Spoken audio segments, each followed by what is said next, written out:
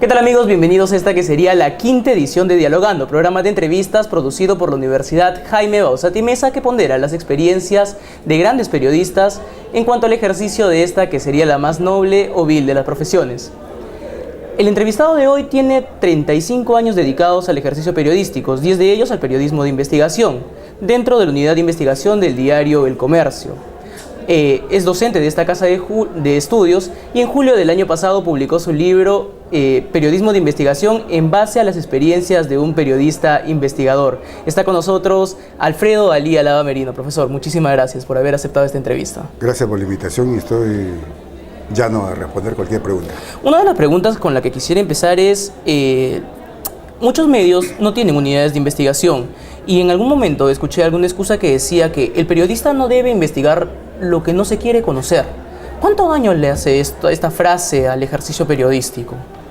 En realidad el periodista debe investigar lo que alguien no quiere dar a conocer, lo que alguien quiere tapar con un velo de plomo o tenerlo escondido bajo 7 llaves. Eso es lo que el periodista debe investigar, porque seguramente allí hay algo turbio o algo se está pudriendo.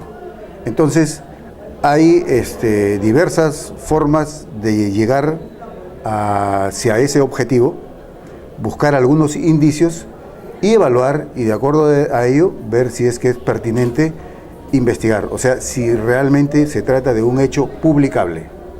Y si es publicable, hay que investigarlo.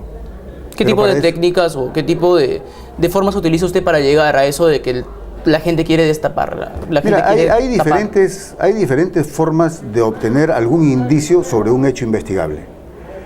Yo diría que el 80%, de acuerdo a mi experiencia, el 80% de los casos periodísticos investigados y destapados por las unidades de investigación o periodistas investigadores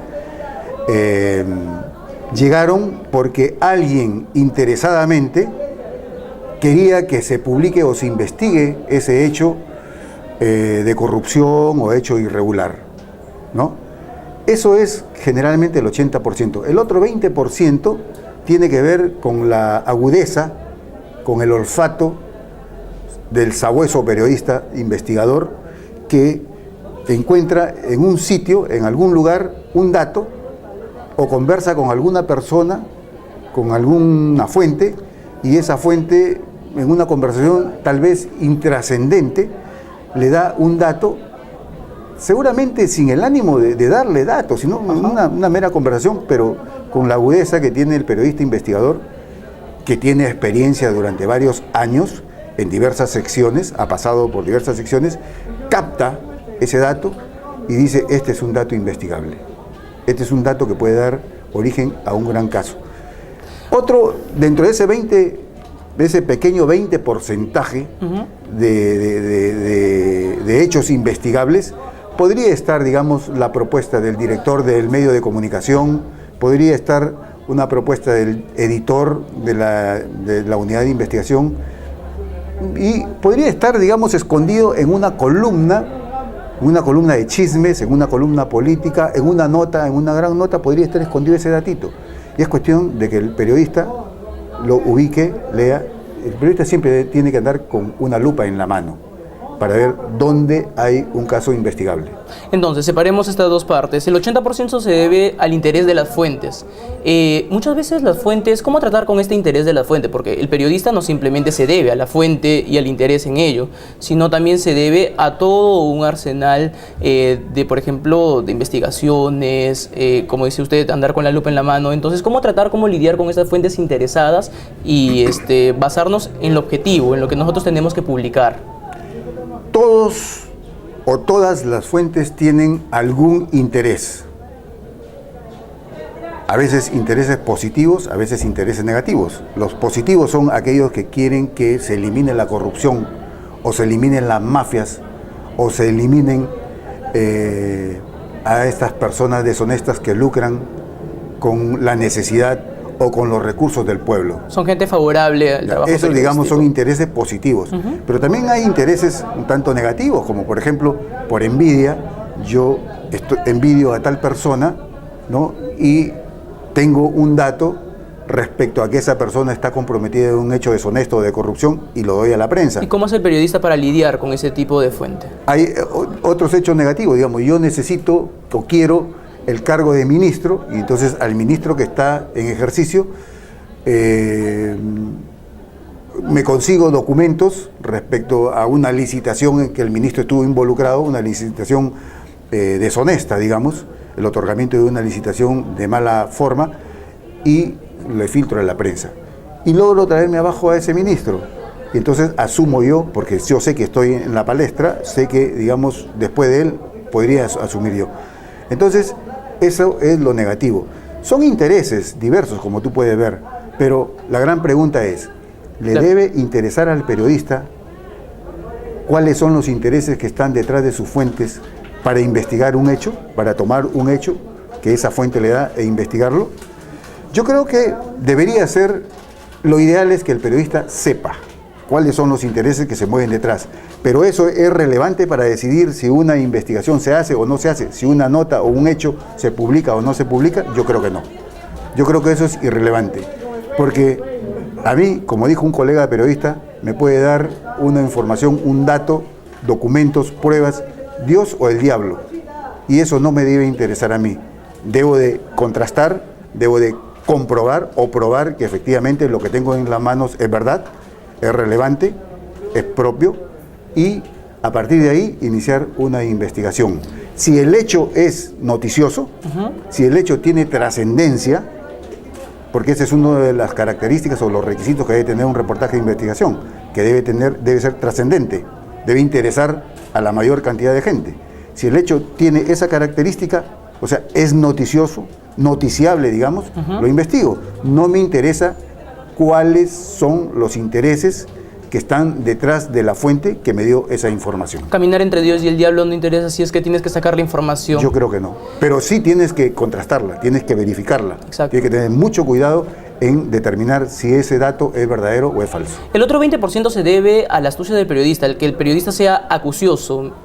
Normalmente usted ha comentado que el 20% puede haber salido de repente de una columna, de un artículo, o que te ha pasado el director. Un caso de ello fue esto de Primera Plana, la Primera Plana, Spotlight, que se ha conocido a nivel internacional. ¿Cómo podría usted infundar un poco más sobre este 20% de la acuciosidad del periodista? Lo que pasa es que durante su trayectoria profesional, el periodista investigador ha pasado por diversas etapas. Ha pasado de ejercer el periodismo como reportero en policiales, en locales, en internacionales, en provincias, en culturales, digamos. Y ahí seguramente ha demostrado calidad. Porque el que llega a una unidad de investigación debe ser un periodista con algunas características o algunas virtudes, digamos. Una de ellas ¿Qué tipo de virtudes debe tener un periodista de investigación? Debe ser un buen redactor, debe ser muy acucioso, un buen sabueso, o sea, olfatear la noticia donde está, y sobre todo debe ser un periodista muy honesto, que debe haber probado su honestidad durante los años que ha pasado por las diferentes secciones del medio de comunicación en el que labora. Entonces, esos años que han transcurrido y que ha quemado este periodista han hecho de que vaya tejiendo una red de fuentes, de contactos. Contactos que ven a ese periodista como un elemento en quien confiar, en a quién darle información clasificada, información reservada, y que no lo va a traicionar, que no va a vender su identidad, que no va a revelar su identidad, va a guardar las reservas del caso. Entonces es un periodista honesto. Entonces, cuando tú llegas a la unidad de investigación, todas esas fuentes que seguramente manejan información relevante, información importante, te van a llamar, te van a mandar correos, te van a llamar por teléfono, van a querer reunirse contigo para darte información. Entonces tú tienes cualquier cantidad, digamos, o muy buena cantidad de fuentes, de contactos que te van a proveer información, más el trabajo investigativo que llevas a cabo y que es bastante que te quita bastante tiempo, digamos, que te demanda bastante tiempo. Tú tienes muy poco tiempo para leer, para investigar, para hurgar en los archivos periodísticos, que además lo tienes que hacer y lo haces, ¿no es cierto? Entonces, pero teniendo, digamos, información o datos que te proveen una serie de informantes, contactos o fuentes, tienes ahí ya casi un 80%. Y yo creo que la mayoría de los casos investigados y destapados provienen de este 80% de lo que se denominan los garganta profunda, ¿no? O sea, los que te dan información. Los que merecen un monumento, según su libro. Merecen un monumento porque datos así relevantes han hecho célebres a muchos periodistas e investigadores, ¿no? Le deben básicamente su celebridad, el nombre que llevan dentro del ambiente periodístico, se lo deben muchas veces a los garganta profunda, ¿no? A los que dan información. Usted en su libro compila una entrevista de Fernando Ampuero, exdirector de la Unidad de Investigación del diario El Comercio. Ex jefe de la Unidad de Investigación del diario El Comercio. Él dice que antes era un lujo tener una unidad de investigación dentro de un diario, dentro de un medio de comunicación. Ahora es una necesidad. Entonces, primero, ¿por qué es una necesidad? Es una necesidad, en el Perú al menos, porque este país, el primer problema que tiene el Perú es el problema de la corrupción, más que el problema de la inseguridad. Algunos consideran que es el problema de la inseguridad, pero el problema de la corrupción es el principal problema que hay en el país. Hace algunos minutos venía escuchando por la radio de que la gente opinaba, especialistas, sobre el debate que va a haber. Y entonces decían de que, bueno, el debate va a ser muy importante, el debate presidencial, ¿no? De los candidatos presidenciales va a ser muy importante porque eso va a permitir que la gente le dé su voto a uno o a otro. Sí, exacto. Y eso depende pues de cómo se plantee el debate, cómo se exponga ante la opinión pública, cómo se articulen los programas, ¿no? Los ejes temáticos respecto a inseguridad, corrupción, economía, la corrupción etcétera, es uno de los temas también que ha sido el más esperado también por parte de este debate. Pero déjame redondear la idea. Exacto. Entonces, está bien. Los candidatos pueden articular muy bien, pueden haber hecho sus planteamientos muy bien, pueden haber argumentado muy bien respecto a cómo van a resolver estos problemas. Pero, ¿qué ocurre si esos candidatos no son honestos? ¿Qué ocurre si esos candidatos a la hora de ejecutar, digamos, ponen por encima de todos los intereses de la nación sus propios intereses, que además son protervos, que además son subalternos? O sea, en otras palabras, actúan con deshonestidad, ¿no? Entonces, de nada vale que los programas, los planes sean correctos, sean bien argumentados, bien estructurados, si el que lo va a ejecutar es una persona corrupta. Y es ahí cuando el periodista de investigación entra a tallar. Claro, entonces en nuestro país, de acuerdo a algunas cifras bastante tímidas, me parece a mí, que no concuerdan con la realidad, dadas por el contralor Fuad Curi, alrededor de 10.000 millones de soles se queda en los bolsillos de los corruptos, ¿no? 10.000 millones de soles del presupuesto nacional. Hay que, para saber qué significa esta cantidad de dinero, 10.000 millones de soles al año, te tengo que decir que 10.000 millones significa más o menos la tercera parte de lo que el Estado gasta en compras y adquisiciones para los organismos públicos, para el país, para los programas diversos, etcétera, etcétera. Entonces, es una buena cantidad, si la tercera parte se queda en los bolsillos de los corruptos. Con esos 10.000 millones de soles, que, te repito, el contralor Fuad Curi se queda corto en sus análisis, con eso se pueden hacer muchísimas escuelas, colegios, hospitales, carreteras, incrementar los programas sociales para la gente que menos tiene, ¿no? Pero yo hice un muestreo respecto a mis investigaciones durante los 10 años en la unidad de investigación del diario El Comercio. Y en compra de de equipamiento para la policía para que luche en el Alto Guayaga. ¿Ya? En la compra de pertrechos antimotines para la Policía Nacional comprada por el Ministerio del Interior. Y en la compra de unas fundas de nylon para pistolas Pietro Beretta. Saqué, y esto nunca fue desmentido. Son parte de sus investigaciones. Parte de mis investigaciones. ¿Ya? Encontré que más del 50% de lo que el Estado había destinado para esas compras se había quedado en los bolsillos de los corruptos. Entonces, lo que dice el Contralor Fuad Curi, 10.000 millones, que más o menos es la tercera parte de lo que el Estado destina para compras, es muy poco. Yo creo que mucho más. Mucho más. Hay no sé cuántos. Mira, en el país hay 1.800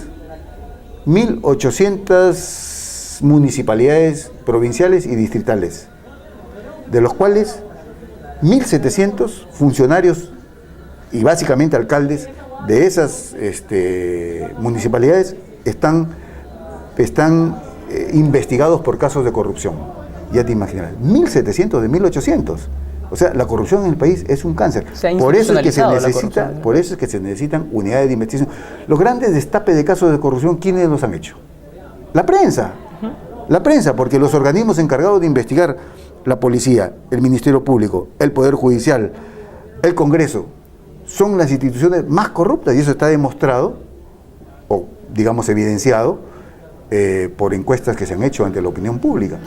Y si la prensa ha hecho este tipo de destapes, el periodismo de investigación ha hecho este tipo de destapes, esas atrocidades que suceden en nuestro país en cuanto a temas de corrupción, ¿por qué los medios de comunicación no ceden ante esta necesidad que es de hacer periodismo de investigación? Ahí hay el problema es económico. Los medios de ¿Cuánto demanda? Los medios de comunicación, te voy a comentar así conceptos. Los medios de comunicación se manejan periodísticamente por el director, ¿no es cierto? Periodísticamente, el director periodístico. Pero al costado del director periodístico, y en muchos casos con más poder, están los gerentes. Y los gerentes actúan de acuerdo a las cifras. O sea, a cuánto ingresa y cuánto sale. Entonces, tener una unidad de investigación cuesta. Hacer periodismo de investigación cuesta. ¿De qué manera? Para comenzar, los periodistas que están en una unidad de investigación deben de haber pasado, como te repito, algunos años en otras secciones. Y deben de ser periodistas probos que se han fajado y han demostrado calidad. Por lo tanto, son periodistas a quienes hay que pagarle un poquito más. Digamos, 2 veces más de lo que se le paga a un reportero de locales, policiales, provincias, deportes, etcétera, etcétera. ¿No es Además cierto? demanda tiempo también hacer un reportaje de investigación. Ahí el medio, digamos, entre comillas, ya está perdiendo dinero con un periodista de investigación, ¿no es cierto? Porque es un periodista a quien hay que pagarle un poco más. El periodista investigador te produce, digamos, en promedio, un reportaje cada mes. Un reportaje, ¿no es cierto? En cambio, el reportero del día a día, que gana una tercera parte de lo que gana un periodista investigador, te produce 4 notas diarias. O sea, en un mes, por 25 días, son 100 notas. Cuantitativamente, está produciendo más el reportero del día a día, que gana menos, frente a un periodista de investigador que te produce un reportaje al mes. En el caso de Spotlight, el editor de la unidad de investigación le comenta al editor general, que recién había llegado, nosotros producimos en promedio un reportaje de investigación cada 2 meses. Cada 2 meses. Y era un equipo de 4 o 5 periodistas, ¿no es cierto? Pero hay que tener en cuenta, y esto no lo entienden los gerentes. Los gerentes miran las cifras nada más. Hay que tener en cuenta que cada reportaje de investigación, como dijo en alguna oportunidad Fernando Ampuero, es una bomba de 500 megatones que te remece las estructuras del país a veces. Las estructuras políticas, económicas, sociales, ¿no es cierto? Entonces, un reportaje tiene mayor connotación, mayor relevancia que lo que produce un reportero del día a día. Pero no solamente eso, el periodista investigador o las unidades de investigación se enfrentan al poder político y al poder económico, ¿no es cierto?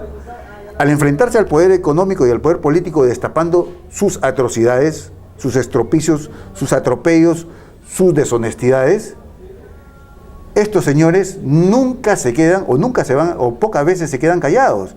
Entonces recurren a una serie de artificios para que esa unidad, para cerrarle la boca a esa unidad de investigación. Y ya que usted tocó el tema del poder político y el poder económico que muchas veces con el que tiene que lidiar el periodista de investigación, ¿esa es una principal barrera para el periodismo de investigación?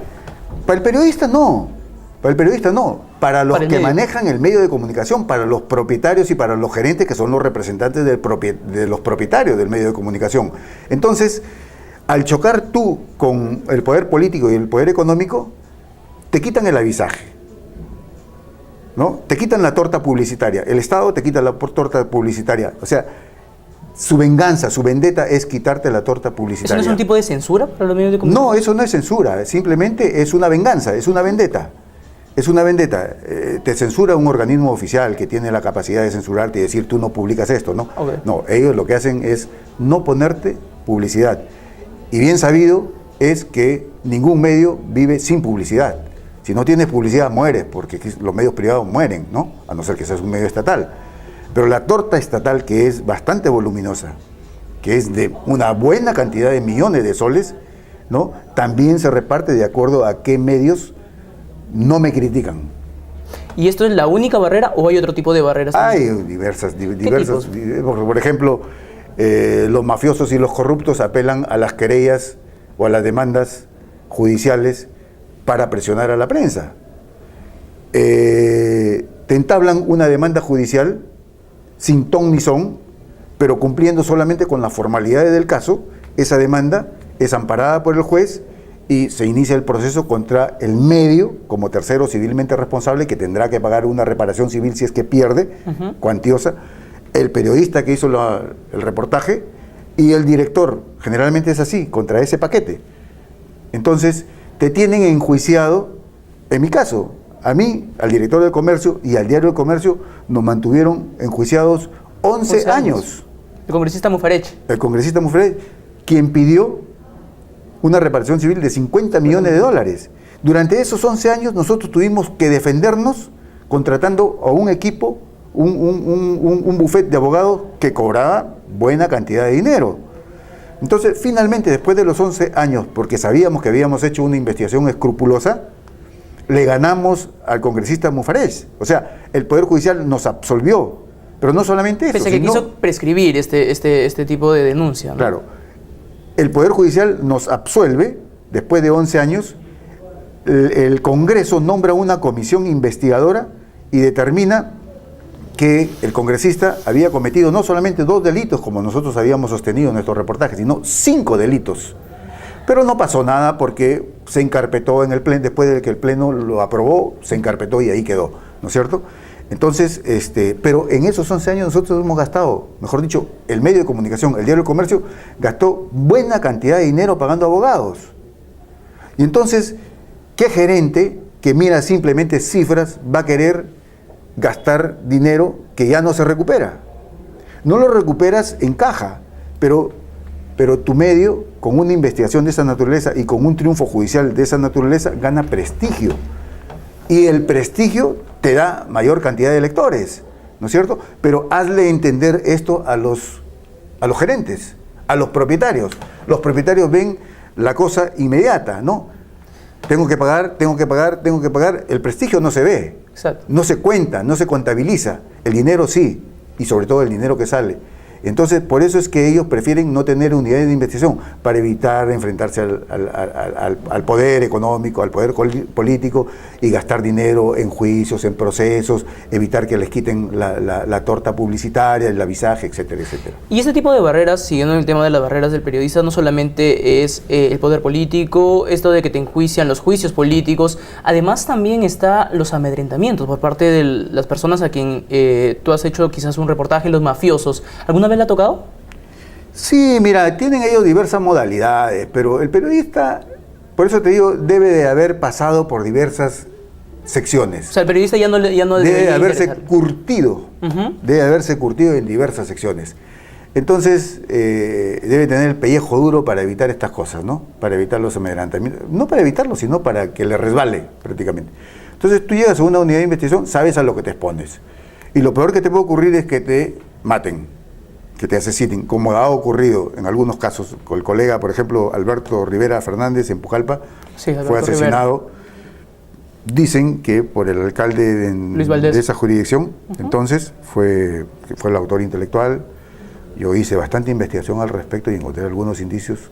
Bueno, eso te puede ocurrir, pero ¿cómo comienzan los amedrentamientos? Comienzan con cartitas, ¿no? Cartitas que tienen 50 sellos de notarios y una serie de cosas que llegan a la redacción cuando el que va a ser denunciado por el periodista investigador se entera, porque se filtró la información por ahí, y eso también es, digamos, es peligroso que se filtre la información. Hay que tener mucho cuidado, hay que trabajar con lo que se denomina el compartimentaje para evitar que se filtre la información. Entonces, pero si se filtra y se entera, como a mí me ha ocurrido, comienzan primero con cartitas, que mucho cuidado con publicar, porque yo me reservo el derecho de acudir a los tribunales. Y cuando los jefes de redacción, los editores, directores, que a veces no tienen, digamos, trayectoria periodística, no se han ensuciado los zapatos recorriendo la cancha, haciendo cobertura, etcétera, etcétera, y se ganaron el puesto porque por algún designio extranatural, ¿no? Está por herencia sobrenatural, también. por herencia, porque qué sé yo, Yeah. Se orinan de miedo, pues. Entonces dicen, no, ok, bajemos el tono, no publiquemos nada, ¿no? O si no, te llaman por teléfono, ¿no? A voces anónimas, amenazándote, oh, no publiques esto porque ya sabes lo que te va a pasar. O te comienzan a hacer algún seguimiento y tú te das cuenta que, bueno, qué raro que esta persona, lo vi ayer allá, ahora la veo por acá. O sea, Y es ahí cuando prima el tesón del periodista. Y entonces algunos periodistas, muy pocos, conozco muy pocos, generalmente no conozco realmente periodistas que hayan retrocedido. Por eso es bueno que el periodista se haya fajado y se haya curtido en las diversas secciones, ¿no? Pero son formas de amedrentar. Finalmente te meten un balazo y te callan, pues, ¿no? Pero estos son gajes del oficio que nadie te obliga a que los asumas, ¿no? Tú como periodista te gusta la investigación y quieres ser investigador y asumes todos los riesgos, que son gajes del oficio. Usted también es docente universitario exactamente del tema de periodismo de investigación. Hay una moda del periodismo de investigación sobre el periodismo de filtración de datos. Usted la ha estudiado. ¿Qué nos puede comentar acerca del periodismo de infiltración de datos? ¿Siempre ha existido la filtración de datos por el tema de los papeles de Panamá, que ha remecido esta moda de la filtración de datos en sí? Ya, bueno, eso es parecido al Wikileaks, ¿no es cierto? Al Wikileaks, exacto. Ya, 46 veces más grande que el Wikileaks. Ya, lo que pasa es que siempre hay alguien que está asqueado con la corrupción, con lo que se está haciendo de manera ilegal, y ese alguien o está asqueado por, digamos, por una cuestión muy personal, afecta su moral, su ética, o de repente le pagaron mal, ¿no? Como ocurrió con el asunto del millón de firmas para la reelección de Alberto Fujimori. Claro. Esto de la primera plana también fue así, o sea, es un ex integrante de Mossack Fonseca, de la firma Mossack Fonseca, que también tuvo algunas diferencias con este equipo y dijo que la revolución ahora es digitalizada. A eso se refiere y por eso ha pasado a las firmas. Retomando el tema de la filtración de datos, entonces siempre hay alguien que está inconforme con lo que está viendo, con lo que está ocurriendo, con lo que tiene entre manos, ¿no? Con lo que está trabajando. Otros porque perdieron una licitación, ¿no? De mala forma. ¿Y esto origina que filtren los datos que por pasen supuesto, entonces lo que Daniel Santoro, periodista argentino, que trabajó en el Clarín y ahora es profesor universitario, llama las viudas, ¿no? O sea, los que pierden algo o los que están, digamos, asqueados por lo que está ocurriendo. Entonces, en el caso del caso La Cantuta, por ejemplo, que descubre la revista así, con Ricardo Uceda a la cabeza y Pepe Arrieta y Edmundo Cruz como reporteros investigadores, fue un miembro del grupo Colina, ¿no? Que le filtró los datos, que le dio los datos al congresista Cáceres Velázquez, y Cáceres Velázquez se los rebotó a estos periodistas, a la revista así. Entonces hay alguien inconforme. En el caso del millón de firmas fue un chico, un joven, ¿no? Que los miembros de la Unidad de Investigación del Comercio le pusieron de seudónimo Balcerito, que proporcionó la información porque no le pagaban lo que le habían prometido para reproducir ilegalmente firmas y juntar 1 millón y buscar la reelección, la inscripción y después la reelección de Alberto Fujimori. Entonces, ellos te filtran los datos.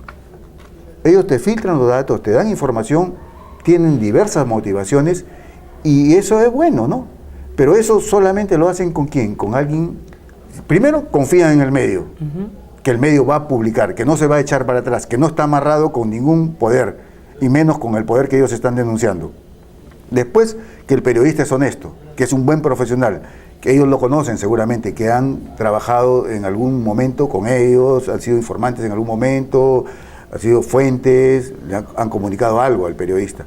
Entonces, por eso es bueno que el medio y el periodista vayan forjando una aureola, o vayan forjando, mejor dicho, buenos antecedentes.